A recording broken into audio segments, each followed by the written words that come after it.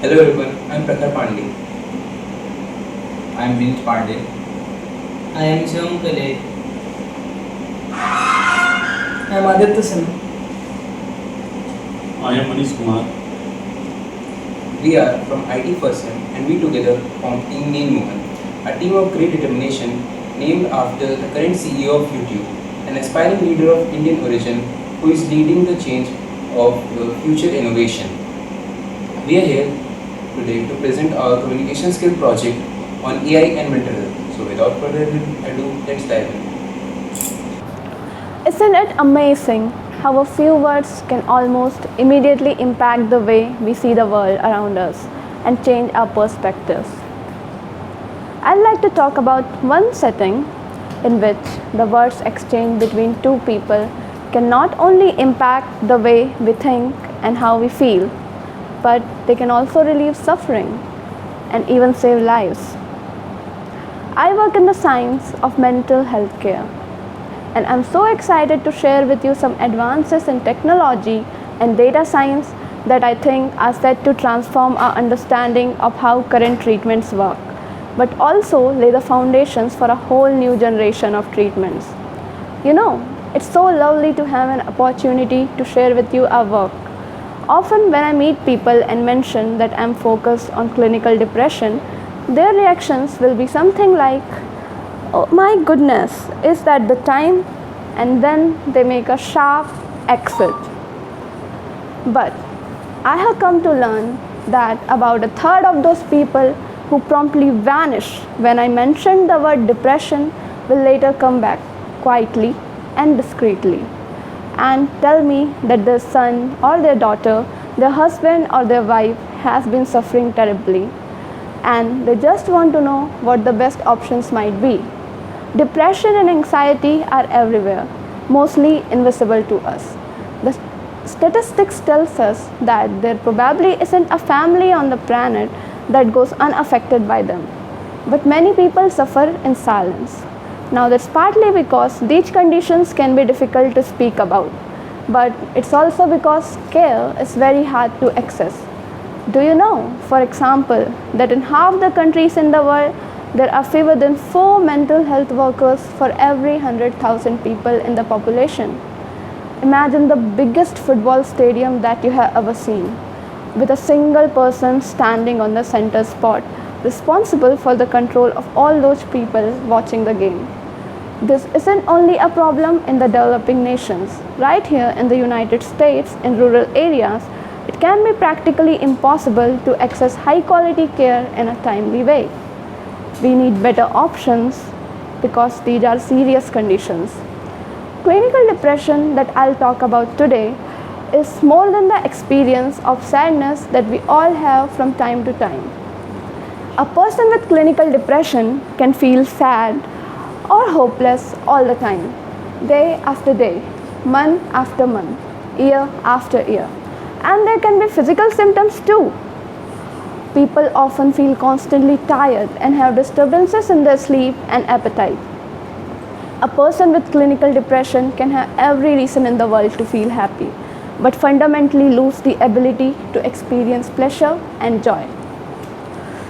The picture we have so far illustrates just how widespread and devastating depression can be, not only for individuals but also for families and communities. It is a condition that reaches into nearly every household in some form, yet it often remains invisible, concealed by stigma, by silence, and by sheer lack of resources available to those who need them. The imbalance between the demand for care and the availability of qualified professionals makes it clear that we cannot continue with business as usual. If we pause to reflect, the urgency becomes even sharper. Imagine someone who has endured months or even years of unrelenting sadness, fatigue, and hopelessness. They finally make the decision to ask for help, often after overcoming fear, shame, and hesitation. At that moment, what they encounter, whether it is a supportive treatment environment or a system of long awaits and uncertain outcomes, can alter the trajectory of their recovery. This turning point underscores a central dilemma. It is not enough simply to acknowledge the existence of depression. We must also examine what concrete treatments are available and whether they are truly effective in meeting such complex needs. With this in mind, the discussion now turns to the options that currently define the landscape of mental health care. These include both medical interventions and psychological therapies, each with their strengths, limitations, and uncertainties. By looking closely at those venues, we begin to see not only how far we have come, but also why so many patients still face a long and uncertain journey to relief. So we have two key challenges. The first is that we need to find ways of giving people better access to treatment. The second is that we need to make sure that treatment we offer people are as effective as possible, and technology and artificial intelligence may have a role to play. So let's look at our current options. If you're lucky enough to live here in the United States where you guys live, or in the UK where I live, there are essentially two avenues of treatment possible. First is that you may be offered a drug-based treatment or a medicine. The second is that you may be offered therapy or psychotherapy. Drug-based treatment can be highly effective for some people, even though we still have a far from complete understanding of how these treatments work in the brain. We do know the active ingredients in each pill. We know the minimum dose that you need to take in order to see a change.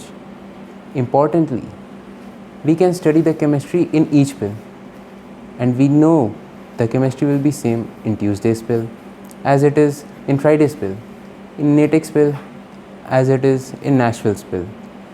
One of the big challenges for the field in this area is to work out, now that we have a range of treatments available, what works best for whom. These data are from a wonderful international group of scientists called Odyssey.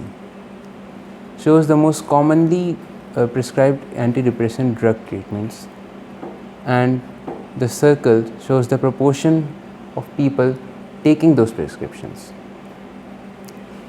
Each of these treatments, when they're first seeking help, so a person with depression can be offered any of the range of treatments, and it may work well the first time, but many people have come to learn later go on to swap that medicine for a different type. And the outer circle shows the second and third treatment that people will try. So although these trials of these drugs tell us what works on average for a group of people, working out what might work for you or for you or for you can be a whole different set of challenge, and takes several years of study with trial and error. It is a bit of roulette wheel, isn't it? Having understood the current landscape of treatments, it becomes evident that while options exist, accessibility and personalization remain central challenges. Millions of individuals experience barriers to care due to limited availability, geographic isolations, or delay in receiving appropriate intervention, even when care is available.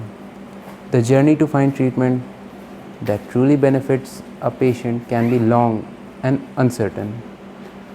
Herein lies the promise of integration, technology, and data-driven approach. By collecting and analyzing large-scale treatment data, we can begin to identify patterns that predict which interventions work best for specific individuals.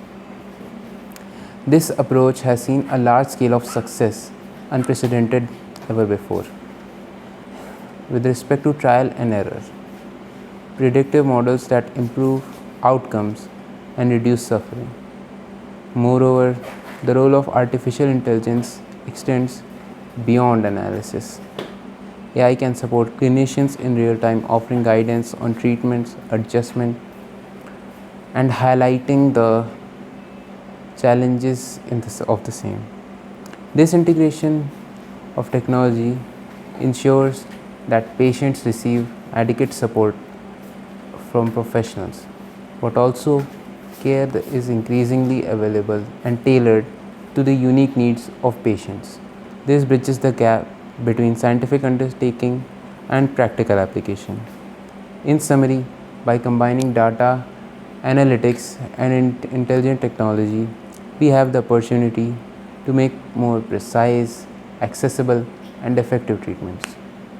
This sets the stage for next discussion, where we will explore the stagnation in recovery rates and how understanding the core mechanism of psychotherapy can help us unlock the new horizons. But over the last few years, in fact, the last few decades, the recovery rates or outcomes associated with these treatments has largely stagnated.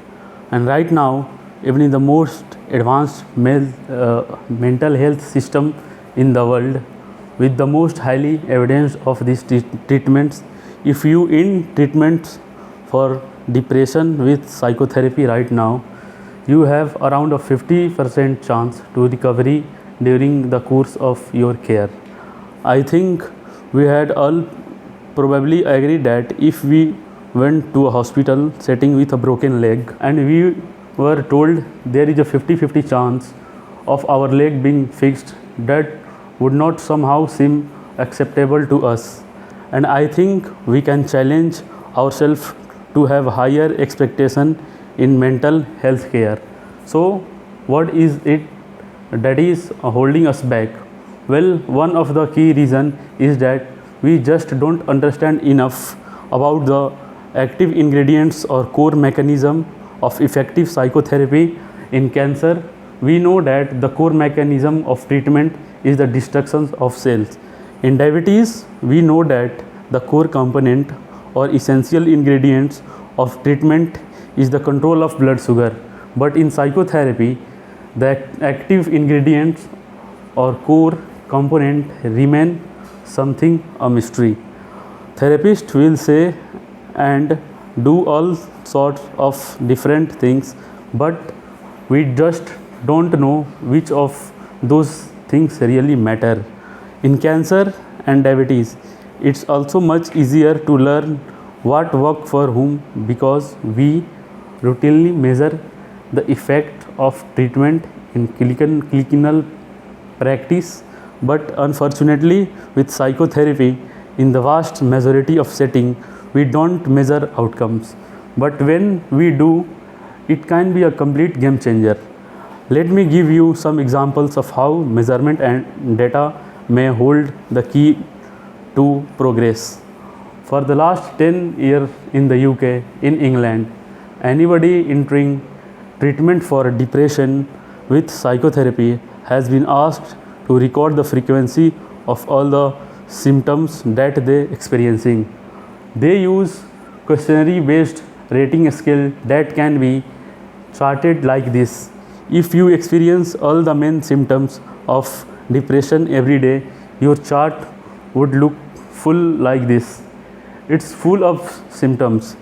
If you are not experiencing this any symptoms of depression, your chart would look like this, empty of symptoms, which is of course what we would like. Now we have come to learn that recording and measuring the effect of treatment is useful to therapists and patients because they can track progress as treatment.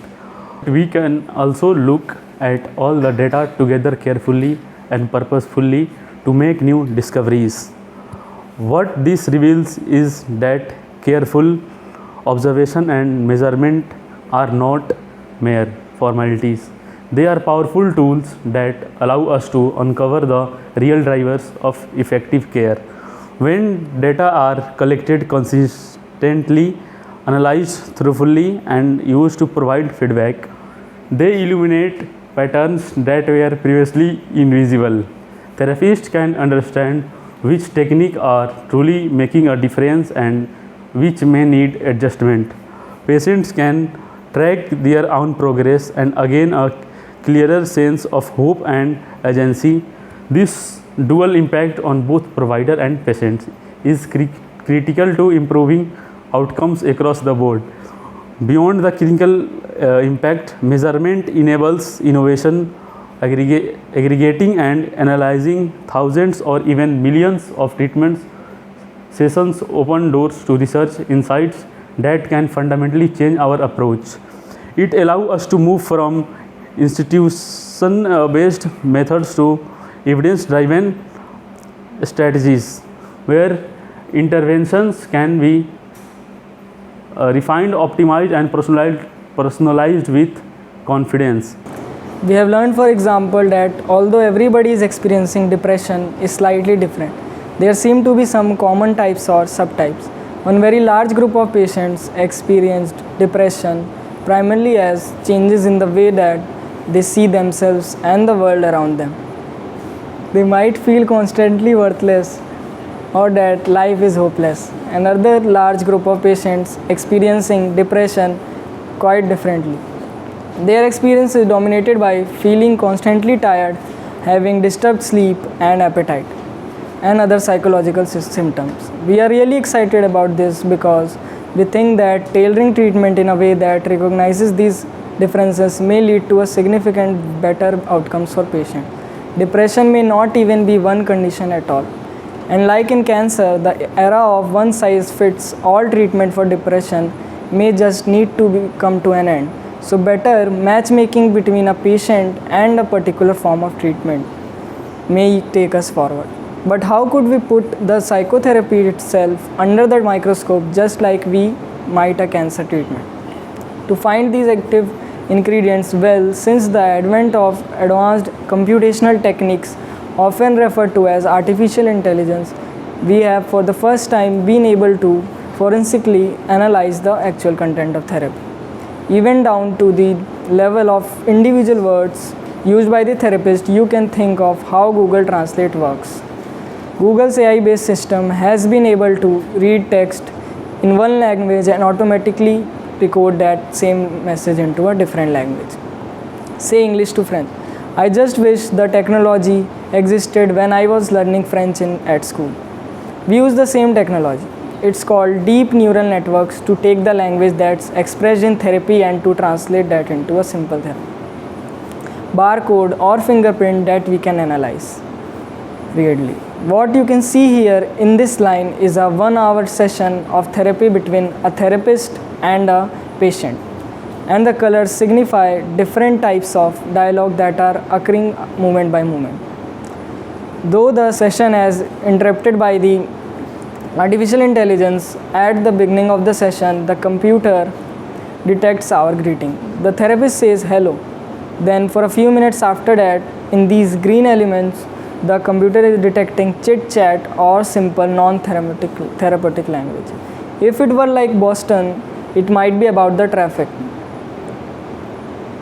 As we analyze these therapy sessions, it becomes clear that the timing, structure, and content of the interaction can make a measurable difference in outcomes.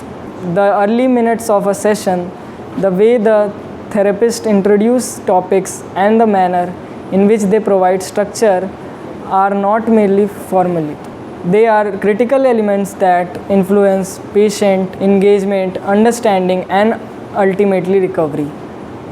By identifying which components contribute most significantly to improvement, we can design sessions that maximize effectiveness for each individual parent.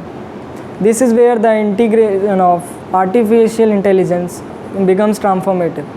By converting the complex, nuanced language of therapy into analyzable patterns, AI allows us to detect movements that are therapeutically active versus those that are less impactful. Over millions of interactions, we begin to see consistent patterns emerge. Structural, clinical techniques, goal-oriented discussions, and targeted cognitive intervention correlate strongly with improved outcomes. Conversely, unstructured conversation with excessive chit-chat, while human and well-meaning, often contribute little to measurable progress. With these insights, we gain not only a better understanding of how therapy works, but also a practical means to enhance it. Therapist can receive a real-time feedback, adjust techniques and refine sessions to ensure that the maximum number of patients benefit from movement spent in care. This approach is not theoretical. It is grounded in careful large-scale observation of real patient outcomes. By bringing measurement, pattern recognition and feedback into therapy, we create a system in which recovery rates can steadily improve. The result is a form of care that is both personalized and continuously optimized, providing hope to more individuals than ever before. It is within the framework that we now explore the specific ways these improvements are applied in practice. About 8 minutes into the session, we see these pink elements. That's where the computer has detected that the therapist is starting to use structure, clinical language and a range here of therapeutic techniques. This particular session, it detects that the therapist is using something called cognitive restructuring technique that therapists use to see patients understand that they themselves may not be root cause of all the difficulties are experiencing. About 40 minutes in, we see a more chin chat until the end of the session, when the therapist says goodbye.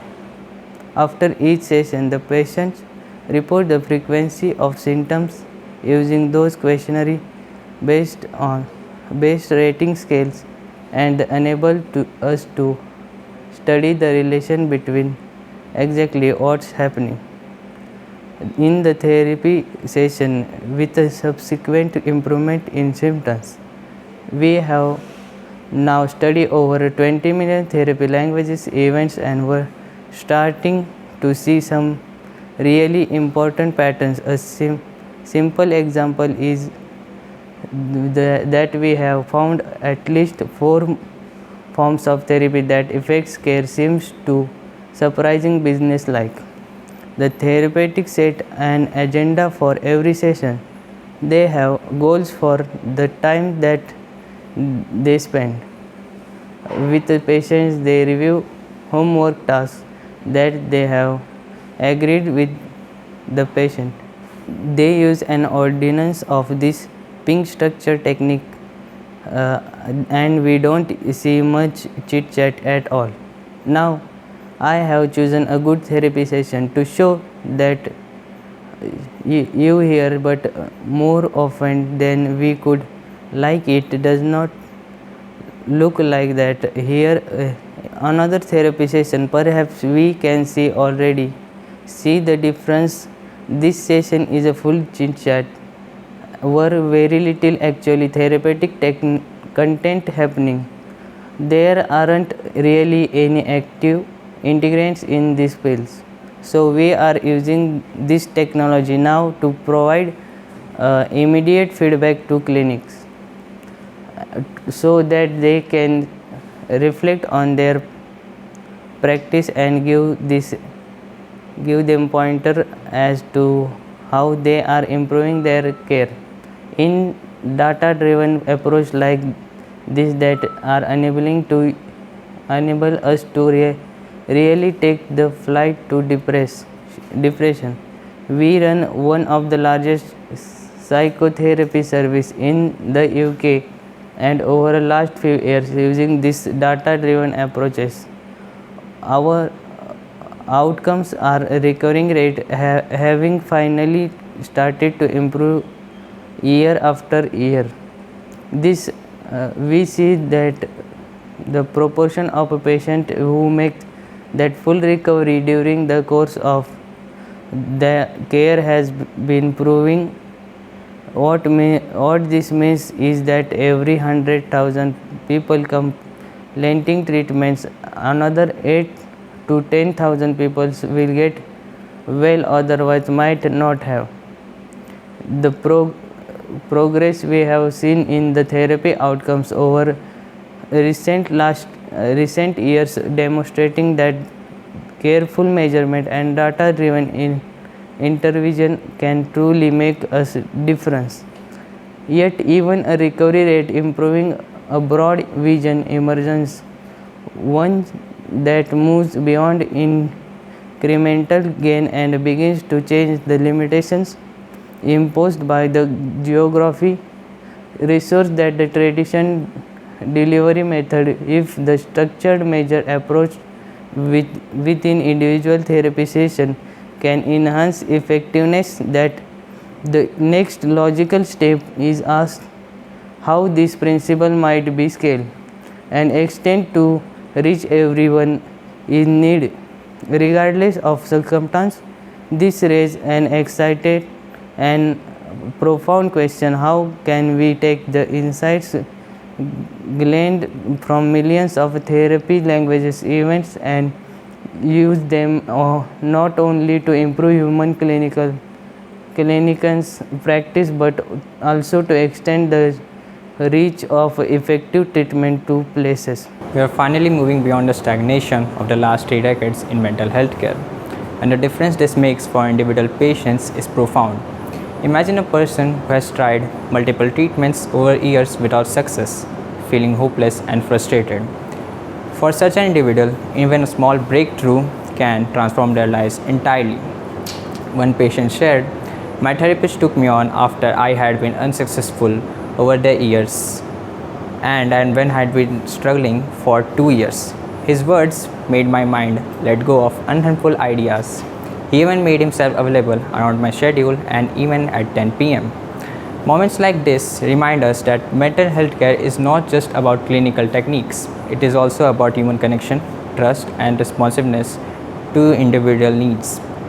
You may think that therapy necessarily requires two people in a room speaking face to face, but it may surprise you to learn that the 250,000 hours of therapy we have delivered over time have happened entirely remotely, over the internet and in writing. The interaction is fully textual based, just like an WhatsApp conversation, and yet the outcomes are comparable and sometimes even superior to that of traditional therapy. This model shows that the essence of effective therapy lies in the quality and structure of communication, not necessarily in physical presence. This approach has several advantages. First, it allows access to therapy and across geographic and logistical boundaries. People living in remote areas with limited transport or constant schedule can receive high quality care that was previously impossible. Second, every interaction is recorded and can be analyzed, creating an unprecedented wealth of data on what works and what doesn't, and how improvements can be implemented at scale. Through advanced data science and artificial intelligence, patterns emerge that reveal the active ingredients of successful therapy, which can be then be taught to clinicians worldwide or incorporated into AI-driven interventions. The patient continues. The only negative about the experience is that I never got to meet the person who has made an impact on my life and to say thank you in person, an invisible hero. This highlights a remarkable truth. The power of words and structured guidance can transcend physical presence. The therapist becomes a facilitator of change, capable of guiding thought processes, challenging unhelpful patterns, and supporting recovery, all through writing. When we aggregate and analyze these millions of interactions, we are able to refine and optimize the care process continuously, ensuring that each patient has the highest chance of meaningful improvement. Furthermore, our vision extends to regions where there are no therapists at all. Using the insights gained from the sequence decoded therapy session, we are developing artificial intelligence capable of delivering the essential active ingredients of treatment. These systems will be able to provide structured interventions, monitor progress, and respond adaptively to patient feedback.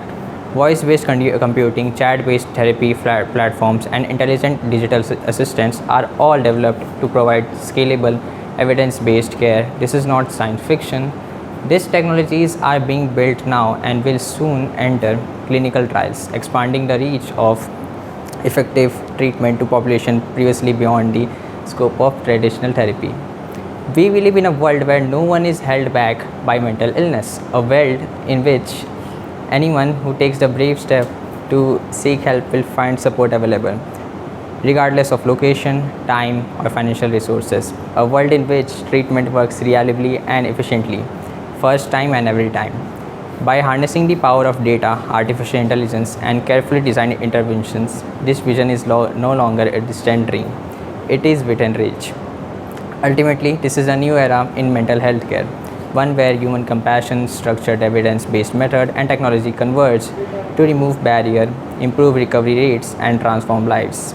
Each patient reached, each symptom alleviated, and each individual restored to wellness represents not only a personal victory but also a proof of concept that intelligent, data-driven, and universally accessible mental health care is possible. Thank you.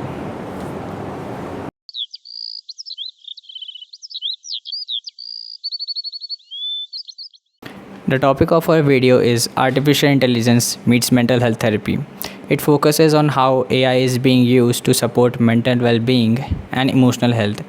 We explored how chatbots, virtual therapists, and data-driven tools can help people cope with stress and anxiety. The video highlights the blend of technology and psychology in creating a better future for mental care. We chose this topic because mental health has become a major issue in today's world, especially among youth. AI is now playing an important role in solving real-life problems, and we wanted to show its positive impact on emotional wellness. This topic also felt unique and futuristic. Combining science and empathy, it encouraged us to learn how technology can make therapy more accessible for everyone. We chose Neal Mohan, the CEO of YouTube. He is an Indian origin technology leader who has achieved great success globally. His vision of connecting people through digital platforms perfectly aligns with our theme. Neal Mohan's journey inspires us to believe that innovation and creativity can come from anywhere. We chose Neal Mohan because he presents the power of technology, innovation, and leadership. As an Indian origin CEO leading one of the world's biggest platforms, he is a great example of global impact through technology. His focus on user well-being and safe online spaces connects well with our topic of mental health and AI. His story motivates us to think big and work hard towards our goals. It's been a very engaging experience. Each of us prepared our speeches, and recording them has been both exciting and challenging. We are learning a lot, not only about mental health therapy with AI, but also about teamwork, time management, and presentation skills. Yes, we have faced a couple of difficulties. Midway through, our professor gave us a new task to record a video about our midway experience. At first, it felt like extra pressure, but now we see it as a chance to reflect on the process. And on top of that, the ACs in the room also stopped working, which definitely tested our patience. But in a way, it's teaching us to stay focused even in less than ideal conditions. The video shoot helped us improve soft skills like communication, leadership, and confidence. We learned to express ideas clearly in front of the camera and work calmly under pressure. It also made us more aware of how teamwork functions in a professional setup. Beyond academics, this project gave us valuable real-life experience in collaboration and creativity. The most enjoyable part has been shooting the video and bringing our ideas to life. We enjoyed adding creative touches like visuals, background music, and dialogues.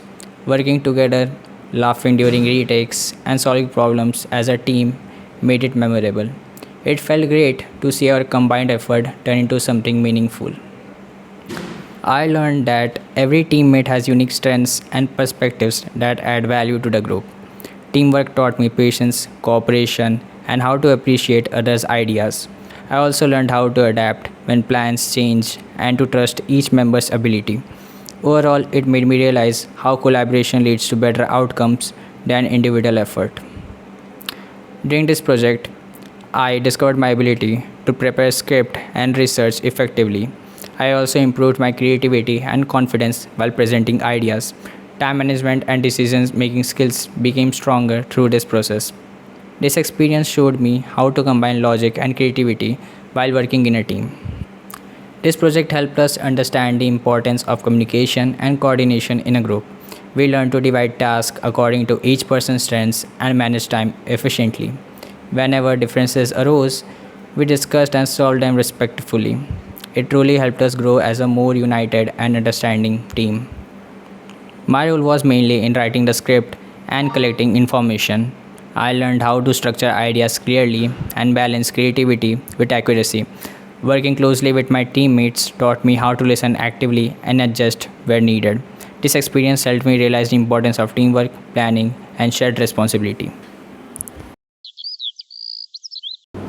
This session truly helped us understand how AI can transform mental health therapy.